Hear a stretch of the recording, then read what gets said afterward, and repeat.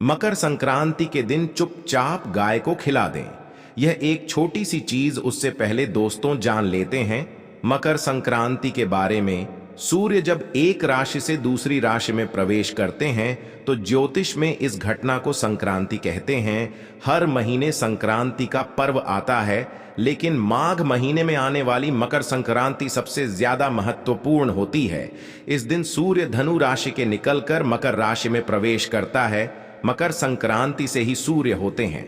आइए जानते हैं साल 2024 में मकर संक्रांति कब है। स्नान दान मुहूर्त महत्व साल 2024 में मकर संक्रांति 15 जनवरी 2024 को मनाई जाएगी।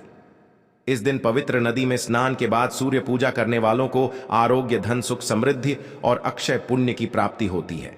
मकर संक्रांति का पर्व पूरे भारत में धूमधाम से मनाया जाता है। पंचांग के अनुसार साल 2024 में सूर्य 15 जनवरी 2024 को 2:54 पर धनु राशि से निकलकर मकर राशि में प्रवेश करेंगे।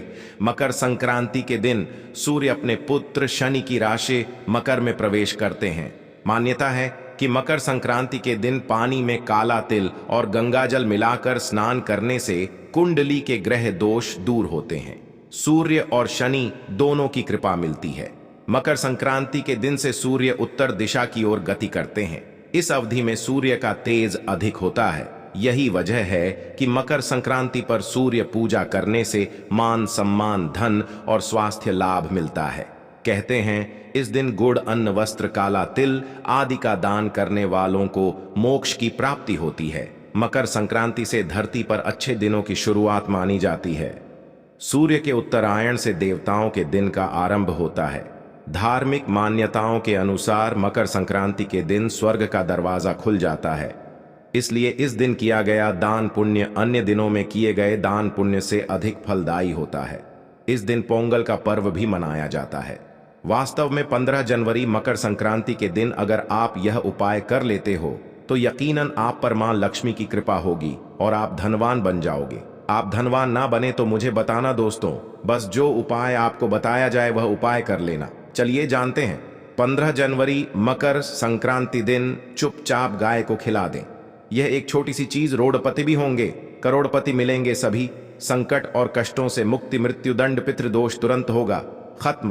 पूरे साल आपके भरे रहेंगे अन्न धन के भंडार, यूं कहें कि आपकी 7 पुश्ते तक करेंगे। रुपयों पैसों पर राज दोस्तों, 7 पीढ़ियों तक बैंक बैलेंस बढ़ता चला जाएगा। सभी दुख, दर्द, संकट, कष्ट है वह दूर हो जाएंगे और सभी सुख आपके कदमों में आ जाएंगे। सभी सुख आपके कदम चूमेगी।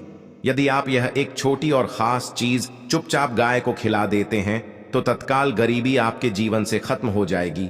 यूं कहें व्यक्ति रंग से राजा बन जाता है और 33 कोटि देवी देवताओं को धारण करने वाली गौ माता की भी कृपा व्यक्ति पर आजीवन बरसती है। व्यक्ति के घर में कभी भी अन्न, धन, वस्त्र कमी नहीं होती है। धन के भंडार व्यक्ति के घर में भरे रहते हैं। व्यक्ति के जीवन से तत्काल गरीबी खत्म हो जाती है। तो दोस्तों, कौन कौन से वे गाय से जुड़े खास और महत्वपूर्ण उपाय है जिन्हें यदि आप 15 जनवरी मकर संक्रांति दिन कर लेते हैं तो दोस्तों यकीन मानिए आपके घर में अन्न धन के भंडार सदैव भरे रहेंगे। जो भी जीवन के दुख, दर्द, संकट, कष्ट है वह सभी दूर हो जाएंगे। इस वीडियो में हम आपको उसी एक खास और महत्वपूर्ण चीज के बारे में बताएंगे, क्योंकि आपको 15 जनवरी मकर संक्रांति के दिन गाय को जरूर खिलानी है। तो दोस्तों, अपने फायदे के लिए पूरा वीडियो देखना। यदि आज की इस वीडियो को अपने बीच बीच में से देखा, काट काट कर देखा, तो यकीन मानिए जीवन में आपको कभी सफलता हासिल भी नहीं होगी, क्योंकि इस वीडियो में आपको कुछ ऐसे उपाय गाय से जुड़े बताने वाले हैं जिन्हें करने से आपके जीवन के जो भी दुख, दर्द, संकट है या कामयाबी होने में कोई बाधाएं आ रही हैं, सभी से छुटकारा मिलने वाला है। यूं कहें कि आपके जीवन में अपार धन, सुख, संपत्ति की प्राप्ति हो जाएगी। कभी भी धन से संबंधित परेशानी नहीं रहेगी। आर्थिक स्थिति आपकी प्रबल हो जाएगी। धन प्राप्ति के योग्य बन जाएंगे और जीवन में सदैव अन्न धन के भंडार आपके घर में भरे रहेंगे। अन्न धन वस्त्र कभी कमी नहीं होगी आपके घर में। तो दोस्तों, आज का वीडियो पूरा देख कर जाना। यदि आप चाहते हैं आप और आपके परिवार पर सदैव गौ माता की कृपा से, आपके पितरों की कृपा से, देवी देवताओं की कृपा से तो दोस्तों वीडियो को पूरा देखकर जाना, बहुत ही फायदेमंद वीडियो है। पूरे 500 सालों के बाद ऐसे दुर्लभ संयोग है, तो पूरा वीडियो देखकर जाना यदि आप लाभ हासिल करना चाहते हैं और 7 पीढ़ियों तक कभी कोई किसी तरह की कमी ना हो, ये फल चाहते हैं, तो वीडियो को पूरा देखकर जाना बहुत ही लाभप्रद वीडियो है आपके लिए। दोस्तों वीडियो को आगे शुरू करें उससे पहले आपसे रिक्वेस्ट करते हैं, चैनल द शास्त्र टीवी की इस वीडियो को लाइक कर देना और कमेंट बॉक्स में सच्चे दिल से जय गौ माता जरूर लिख देना, जिससे माता की कृपा आपके और आपके परिवार के ऊपर सदैव बरसती रहे। और ज्यादा से ज्यादा वीडियो को शेयर जरूर करना ताकि और लोग भी इस वीडियो के माध्यम से लाभ हासिल कर सकें। इन उपायों को करने से अपने जीवन में सदैव धन सुख संपत्ति की प्राप्ति कर सके, तो शेयर करना ना भूलें इस वीडियो को, जिससे और लोगों का भी भला हो। आपको बता दें, इस दिन तीर्थ स्नान करना बहुत ही फलदायी समझा गया है। यदि कहीं तीर्थ स्थान पर पवित्र नदी में स्नान करना संभव ना हो तो आप क्या करें, घर पर ही नहाने वाले पानी में गंगा जल की कुछ बूंदें डालकर स्नान कर लें। और साथ ही साथ यदि आप स्नान आदि से निवृत्त हो जाएं प्रथम तो अपने घर के पूजा स्थान को साफ कर वहां पूजा पाठ करें। आप और पितरों के निमित्त तर्पण पिंड दान तो आपसे बने अन्न धन वस्त्र दान जरूर करें। और 15 जनवरी मकर संक्रांति के दिन दान करने से सभी मनोकामनाएं पूर्ण हो जाती हैं। 15 जनवरी मकर संक्रांति के दिन विशेषकर पूर्वजों की पूजन के लिए बहुत ही शुभ फलदायी समझा गया है। मकर संक्रांति के दिन पिंड दान करने से पूर्वजों की आत्मा को शांति मिलती है और उनको मोक्ष मिलता है। और आपको बता दें, इस बार जो इस दिन पितृ पूजा के साथ साथ हनुमान जी मंगल देवता और भगवान शनिदेव की भी पूजा जरूर करनी चाहिए। आपको बता दें कि इस दिन यदि आप हनुमान जी और मंगल देवता भगवान शनिदेव की पूजा करते हैं तो मंगल का ग्रह जनित दोष भी दूर हो जाता है।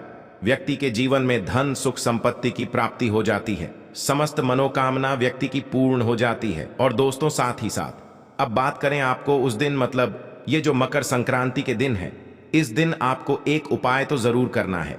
गाय का उपाय बताने से पहले एक उपाय आपको बता दें, इस उपाय को जरूर करें। क्या करें कि शाम के समय पीपल के पेड़ के नीचे आपको सरसों का चौमुखी दीपक, आटे का दीपक बनाना है चौमुखी। उसमें आपको कलावे की बाती लगाकर सरसों के तेल का दीपक जला देना है और बीच में 2 साबुत फूल वाले लौंग भी डाल दें। फिर देखिए कैसे चमत्कार आपके जीवन में होता है। शाम के समय जलाकर उसे छोड़े, मनोकामना मांगकर। दोस्तों 21 दिनों के अंदर आपकी वह मनोकामना पूर्ण ना हो जाए तो हमें बता देना। बहुत ही प्रभावशाली उपाय बताया मैंने आपको, बहुत ही दुर्लभ से दुर्लभ है। इस बार नए वर्ष के उपाय को जरूर करें। यह उपाय जो है बहुत ही आपको लाभ देगा।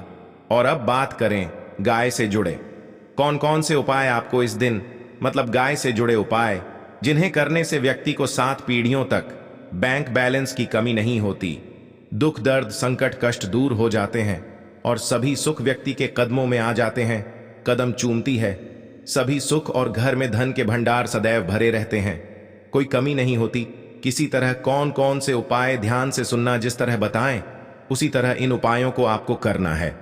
तो चलिए शुरू करते हैं। कौन कौन से गाय से जुड़े उपाय है, प्रभावशाली चमत्कारिक उपाय है जो कि आपकी किस्मत को चमका देंगे। मकर संक्रांति से आपको लाभ शुरू करते हैं। दोस्तों सनातन परंपरा में गाय गंगा और गायत्री का बहुत ज्यादा धार्मिक महत्व है।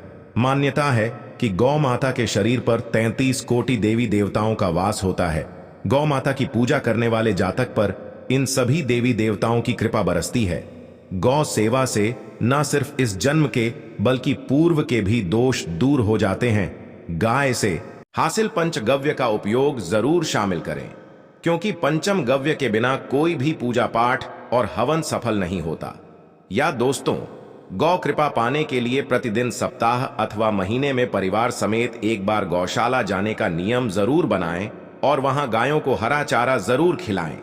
इससे आपको शुभ फलों की प्राप्ति होगी और साथ ही साथ गौ सेवा और गौ पूजा से 9 ग्रह शांत हो जाते हैं और इनसे जुड़े दोषों का निदान हो जाता है। गर्मियों में गौ माता को पानी पिलाएं और सर्दी में गौ माता को गुड़ जरूर खिलाएं।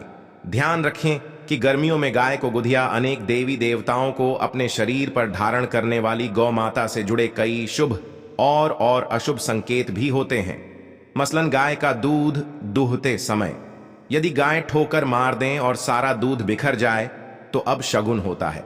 यदि कोई यात्रा पर निकल रहा हो और गाय अपने बछड़े को दूध पिलाती सामने आ जाए तो निश्चित रूप से जिस यात्रा के लिए आप निकले हैं वह यात्रा आप जरूर ही सफल होगी और वह जिसके लिए आप निकले हैं वह जरूर ही पूर्ण होगा।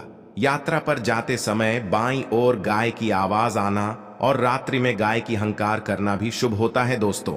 साथ ही साथ गाय के साथ आप भूलकर भी दुराचार ना करें, अन्यथा मिलता है घोर पाप और जीवन भर की परेशानियां बनी रहती हैं। जी हां दोस्तों, गाय को राष्ट्रीय पशु बनाए जाने और इन्हें मौलिक अधिकार दिए जाने की बात हो रही है तो सवाल उठता है, गाय संस्कृति का अहम हिस्सा है, तब भी गाय के साथ लोग खराब व्यवहार कैसे कर लेते हैं। गाय दर दर भटकती रहती है भरपेट, इन्हें चारा तक लोग नहीं देते। गाय जब तक दूध देती रहती है तो उनकी सेवा होती है और जैसे ही दूध देना बंद कर देती है तो लोग इन्हें उनकी किस्मत पर छोड़ देते हैं, सड़कों पर और गलियों में भटकने के लिए। ऐसे में गोवंश जीवों को कोई डंडे मारता है तो कोई पानी डाल देता है, कभी वाहनों की चपेट में आ जाती है तो कभी बीमार होकर बेचारी यह गाय दम तोड़ देती है। ऐसे में जरूरत है इन बातों को जानने की। गाय को लेकर शास्त्रों में क्या कहा गया है, गाय के साथ आपको कैसा व्यवहार करना चाहिए दोस्तों। गाय को कभी भी मारना पीटना नहीं चाहिए। शास्त्रों में गाय को माता का दर्जा दिया गया है। गाय को मारने वाला माता को मारने पीटने वाले के समान पाप का भागीदार समझा जाता है। नरक लोक में वर्षों तक कष्ट भोगना पड़ता है, अगले जन्म पशु योनि में मिलता है। कथा है कि गौतम मुनि ने गलती से गाय को डंडा मार दिया था जिससे गाय की मृत्यु हो गई थी और इस पाप से मुक्ति के लिए इन्हें वर्षों तक तपस्या करनी पड़ी। भगवान श्री कृष्ण जी ने बैल स्वरूप में आए वृद्धाश्रम का वध कर दिया था, जिससे मुक्ति के लिए भगवान श्री कृष्ण को संपूर्ण तीर्थों को एक कुंड में बुलाना पड़ा और इस कुंड में स्नान से वह पाप मुक्त हो गए थे दोस्तों। साथ ही साथ पानी पी रही गाय को भगाते हैं, वे घोर पाप के भागी बनकर नरक भोगते हैं, ऐसा पुराणों में बताया गया है। जबकि जो लोग गाय के लिए प्याऊ और चार बनवाते हैं वह महाभाग्यवान होते हैं। ऐसे लोग घोर पाप से मुक्त होकर स्वर्ग पा जाते हैं और बड़े ही धनवान कुल में जन्म लेकर सुख भोगते हैं। और साथ ही साथ आराम कर रही गाय को कष्ट देकर कभी भी उठाना नहीं चाहिए। कहते हैं कि जिस स्थान पर गाय बैठी है वहां से नकारात्मक ऊर्जा खत्म हो जाती है। गाय के बैठने की जगह को जो लोग नियमित साफ रखते हैं वह जन्म में किए गए जाने अनजाने में पापों से मुक्ति हो जाती है और गोलोक में स्थान पाते हैं। गाय को डंडा मारकर उठाना, पानी डालकर उठाने से मनुष्य पाप का भागी बनता है और अगले जन्म में उसे दर दर भटकना पड़ता है। और साथ ही साथ शास्त्रों में बताया गया है कि गाय का दूध उसके बछड़े के लिए होता है। गाय के बछड़े से बचा हुआ दूध ही मनुष्य को लेना चाहिए, परंतु कुछ लोग एक बार गाय को दूध लेने बाद फिर से बछड़े के लिए बचा हुआ दूध भी धो लेते हैं। ऐसा करना घोर पाप कहा जाता है। ऐसे दूध को धोने वाला और ग्रहण करने वाला दोनों ही पाप के भागी बन जाते हैं दोस्तों। साथ ही साथ शास्त्रों में कहा गया है कि गोवंश मतलब गाय और बैल के पीठ पर नहीं बैठना चाहिए, इनकी पीठ पर बैठने से महापाप लगता है। ऐसे लोगों को नरक की यातना भोगनी पड़ती है।